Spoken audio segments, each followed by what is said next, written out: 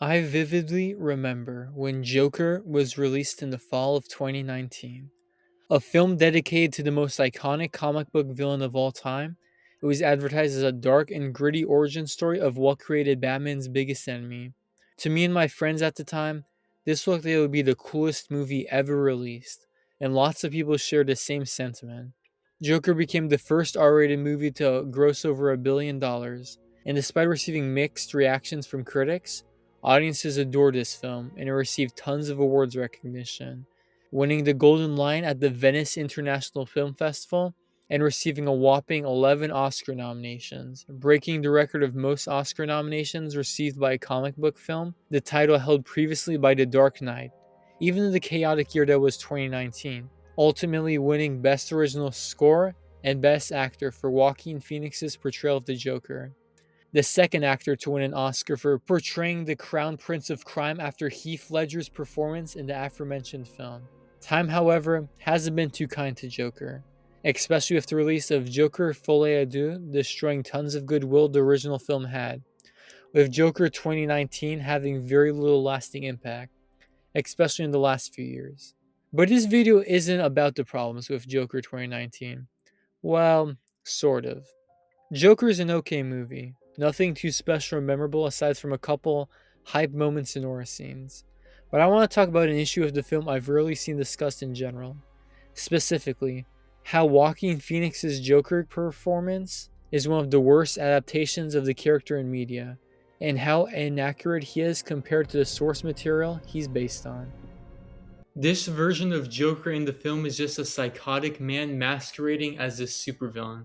And in today's video, I'll be showing why Joker 2019 as a film does not understand the character of Joker whatsoever, as it is only Joker in name only. I'll be refraining from talking about Joker 2, as most of us already know about the problems with that film. I'll just be discussing the original film overall. With that out of the way, let's first establish the main characteristics and traits of Joker throughout the comics. But before diving into explaining why Joker 2019 fails as an adaptation, there are two things to set up first. The first is the characterization of Joker throughout the numerous comic appearances he's made across decades and common traits of his, and second being the previous film adaptations of Joker. Let's start off with defining who the Joker is. There have been many interpretations of the Joker. The series Batman 3 Joker showcasing three similar yet different versions of the character that, although different, still share many similarities with one another.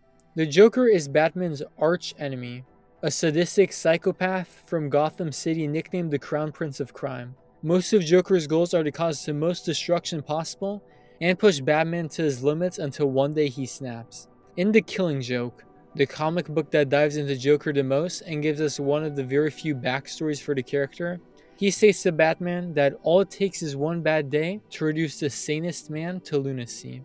In most appearances of the character, he follows that philosophy. The most common Joker tropes can be seen as his role in The Long Halloween, a twisted, humorous criminal challenging Batman the whole way through. Joker pushes Batman to his limits unlike any other villain and will never stop, causing mass destruction and affecting Batman personally, like killing Jason Todd in order to cause the Caped Crusader to snap. And while Batman almost kills Joker many times, he doesn't. Batman has a no-kill rule, as even taking one life will make him just as bad as the villains he's trying to stop, and will cause him to kill more and more. Batman instead believes in rehabilitation and trying to change villains for good, most notably with Two-Face and Catwoman, but also for many other villains across mediums like Clayface and Harley Quinn. But some characters, like Scarecrow and especially Joker, just can't go back to normal, which makes the relationship with Batman so interesting. The Joker is the perfect foil to Batman, which is what makes Joker the most iconic supervillain of all time. But when faced up against other superheroes, they don't play along with his games and defeat him and his plans quite easily. Let's take Superman for example. In The Adventures of Superman Volume 43, Joker plants bombs all over Metropolis in order to blow the city up, but without even breaking a sweat, Superman takes care of each and every one, humiliating the Joker and threatening him that he won't walk away easily the next time he tries to do something like that again. And sort of out of character, Joker accepts that and leaves, knowing that Superman isn't entirely the same as Batman. Most supervillains that have superhero faces are designed directly to change the hero so that they can overcome it, but it's something most other heroes could solve pretty easily. If you would swap Batman and Superman's villains, Superman would demolish most of Batman's rogues gallery easily. Maybe Poison Ivy or Scarecrow would give him trouble, but practically everyone would be in Arkham by the end of the week. Batman, on the other hand, aside from maybe Lex Luthor, would get obliterated by Superman's villains, standing no chance against Darkseid or Brainiac without extensive help. So this is why villains like the Joker work so well, as they challenge their respective heroes to their limits.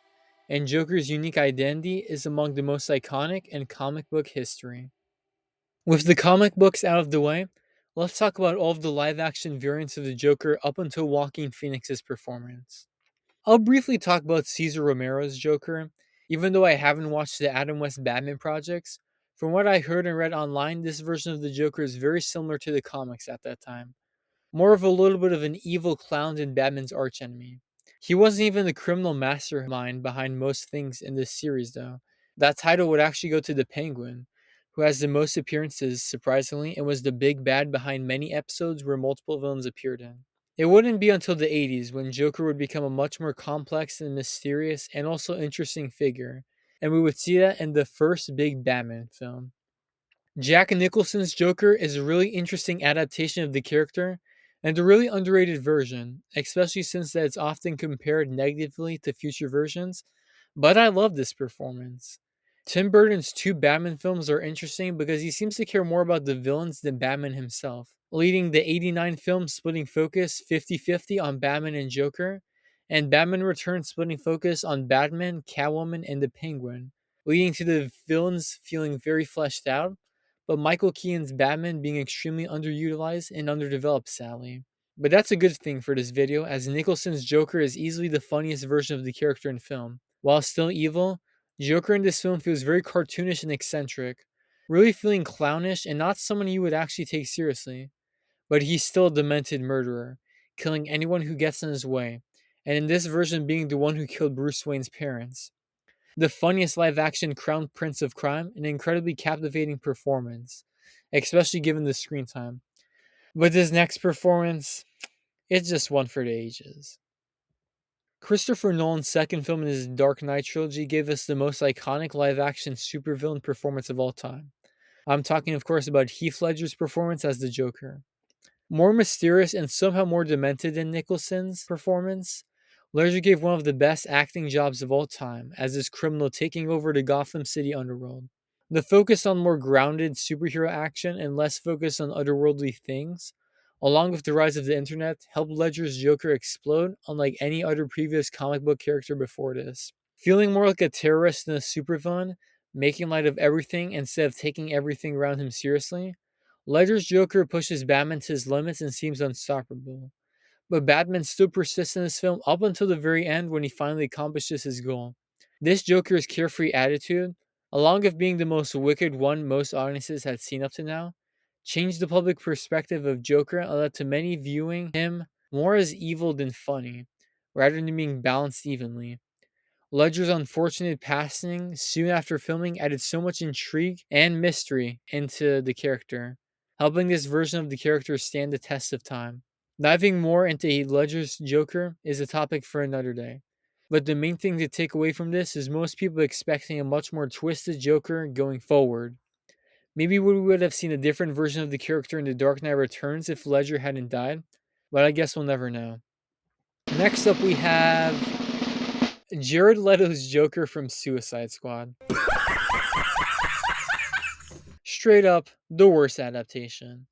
Like the rest of the film, Leto's Joker is abysmal and tries so hard to be edgy and cool, it just fails miserably, only appealing to elementary school kids who somehow found a way to watch this film.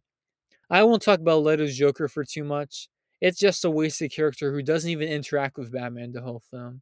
But the less said about him, the better, as we all know by now. Honestly, though, the most accurate media version of the Joker is the version from Batman the Animated Series. Not only is Mark Hamill's voice performance really solid, but then and now understood what makes the character true to the comics. Wickedly funny and evil at the same time, and also introducing his accomplice Harley Quinn, a character so successful and memorable that she's one of Batman's most iconic villains, despite debuting in this TV show in the 90s. We should give a lot of credit to this performance, but that's also another big topic for another day. But finally, let's talk about the Joker we're all here for, Joaquin Phoenix's version of the Joker. In case you need a reminder of what Joker 2019 is, it follows a mentally unstable man named Arthur Fleck, who aspires to be a stand up comedian but fails, later falling into madness and developing his Joker character as he unleashes a wave of terror across Gotham City. Joker is a fine film, but the character itself is very confusing. Let me ask you this. What is one thing that Joker 2019 is missing compared to literally every previous variant of the Joker, excluding Suicide Squad? I'll give you a couple seconds to think about it. 5, 4, 3, 2, 1. There's no Batman. As mentioned previously, Batman and Joker kind of need each other. And more specifically, the Joker needs Batman more than Batman needs Joker. Batman can survive without Joker. There are plenty of criminals out there for him to stop. But Joker, on the other hand, without someone to stop him, Joker can just cause as much destruction as possible unless generic law enforcement can stop him somehow. And that gets boring. Joker's role in any story is substantially related to Batman. So lacking Batman really harms the film and gives no sense of an antagonist or opposing force for the Joker to fight back. And in the end, he just gets arrested by generic Gotham City officers. We do see Bruce Wayne in the film as a child, and after the film's release, many theorized what would become of him in the sequel, as the Joker's explosion in popularity led to Bruce Wayne's parents getting murdered, but this ultimately went nowhere. Speaking of DC characters, the characters in Joker who are named after characters from the comics only share a name and nothing else. Bruce, Martha Wayne, and Alfred, in their very small roles, don't do anything even close to their comic counterparts. But the one character who does have a slight role in the film is Thomas Wayne.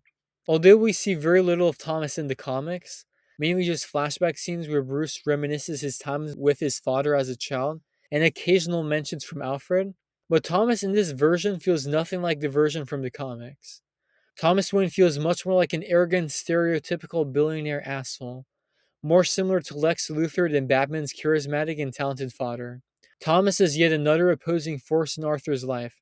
It seems basically everyone is out to get him. Whether it's just his imagination or not is unclear, as Arthur is mentally unstable. But the events around him do seem to happen. But that doesn't matter in the end, as the film has little to no interest in the source material, other than the concept of the main character itself. Speaking of which, let's talk about Arthur Fleck. Arthur Fleck is a struggling clown and aspiring stand up comedian who struggles with his mental health, and the little support he has around him causes him to spiral out of control.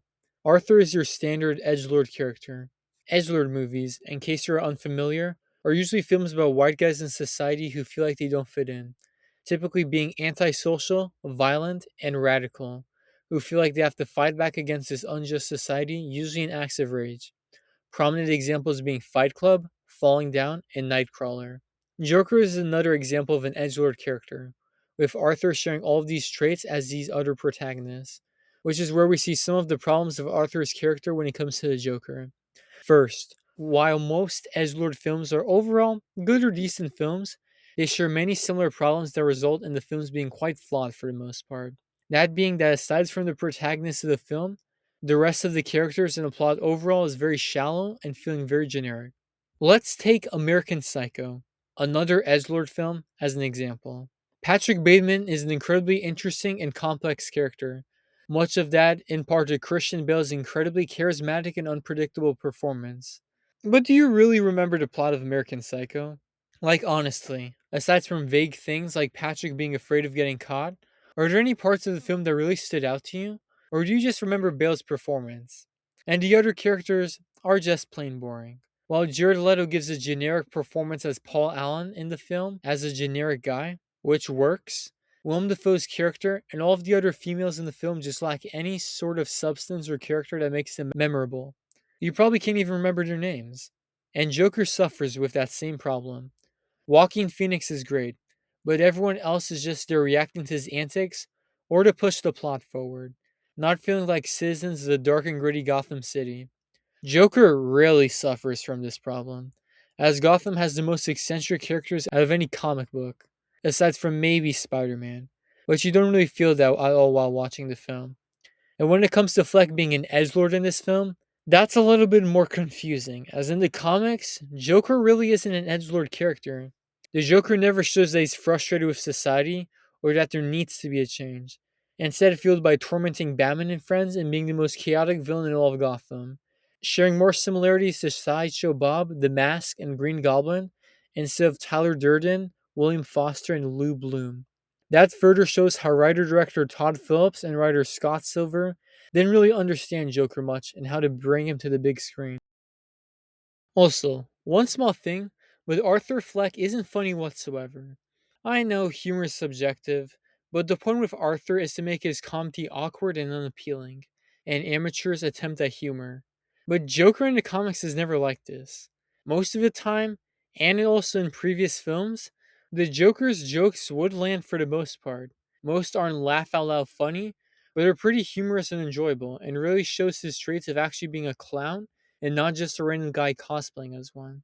This is a slight critique, but Joaquin Phoenix's Joker focuses on violence than humor, instead of finding a balance of both, and thus makes the Joker stand out in a bad way.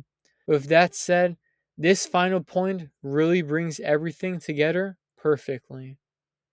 Hey, if you're liking this video so far, hit that subscribe button for more individual film analysis like this in the future, and that like button too, as it helps this video reach a much bigger audience that would also probably enjoy this video. With that out of the way, let's continue with my final few points. If you've seen any criticism about Joker 2019 since its release, you probably have seen the comparisons Joker has with Martin Scorsese's films Taxi Driver and The King of Comedy. Joker shares many similarities with the two films. Those are also edgelord movies as well. A lonely protagonist struggling with many mental health problems, trying to be a famous stand-up, obsessing over a late-night talk show host, and a violent and predictable third act. I mean, for fuck's sake, you have Robert De Niro as talk show host Murray Franklin, the star of those two Scorsese movies. How much more obvious can you get? Whether you want to call Joker an homage or ripoff to this film is up to you.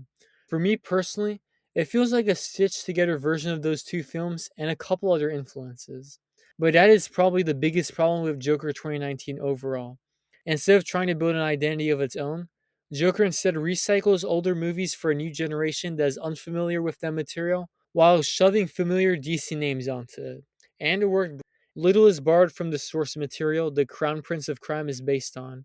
Instead, Todd Phillips and crew borrow from already classic films, trying to replicate that success. You may be wondering then, why is this film even called Joker in the first place? When aside from a couple of things from the comics, this film has nothing to do with the villain. The reason is actually very simple: money. Let's say everything DC related is taken out of Joker. Instead of Arthur becoming the Joker, he becomes, let's say, the comedian. Gotham City is just New York City. The Wayne's family's names are changed, and the other very minor details with anything related to DC removed. Why would people want to see this movie? No offense, but what makes this film more interesting than a 70s or 80s film you can watch on streaming services or rent for a couple of dollars? Nothing. That's what. Without the Joker name and DC related things, Joker probably would have grossed $50 million max. This just isn't the type of film audiences go out to see in theaters anymore. A dark thriller starring Joaquin Phoenix directed by Todd Phillips isn't grossing anywhere near that much money. But being an origin story for the most iconic supervillain of all time, that's different. With the 2019 box office making over $40 billion dollars and superhero movies being at their peak, films that previously would have been minor successes like Aquaman and Captain Marvel grossed over $1 billion. Doing this would make this an instant box office success. And it was, Joker 2019 being the highest grossing R-rated film of all time at its release and making over $1 billion. The first R-rated film to do so. Advertised as a true origin story for Joker, even though The Killing Joke and even Batman 89 had been out for decades at that point, Joker's dark and gritty advertising led to this film being an instant success despite mixed critical reception. But since audiences liked it, that's all the studios cared about. The film industry is an industry after all, so profit is the thing that matters the most in the end, and Joker succeeded at that. It was never meant to be a comic accurate version of the character, bringing a new, darker version of Gotham City for audiences worldwide to enjoy alongside the more lighthearted DCEU, but instead, a prestige film meant to appeal to audiences that wouldn't see that film despite the fact. The creators of this film never meant to honor this beloved supervillain, but instead, it's a dark drama film disguised as a comic book movie. I said at the beginning of the video I wasn't going to mention Joker 2, but I have to. I have to mention one scene in particular. At the end of Joker 2, once Arthur escapes prison, he goes to the iconic stairs from the first film as he realizes throughout most of the film he isn't the Joker he wanted the world to see. Shocker, am I right? Lady Gaga's Harley Quinn is also there, and after supporting him the whole film, realizes something and tells him, "You aren't the Joker." And that's exactly right. Arthur Fleck in both films was never the Joker and never wanted to be that. And the filmmakers behind this film knew that, just disguising the film in order to fool audiences worldwide. Joker 2019's intentions was never to be the most accurate version of the character on the big screen, instead masquerading this random guy as the most iconic supervillain of all time.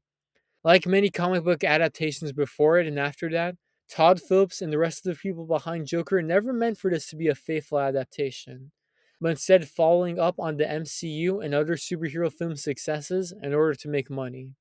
This resulted in oblivious filmgoers loving the film and making loads of money, but not leaving any in-depth themes to think about days after watching the film. And especially with Joker 2 critically and commercially bombing, despite its impact on release, Joker 2019 has left very little impact on film culture and society for the most part, just being another edgelord movie and a film that was once well regarded and well liked. Joker never really understood who Joker actually was and why he was such a beloved figure in pop culture, and instead was just a thriller disguised as a dark, edgy comic book movie meant to make money.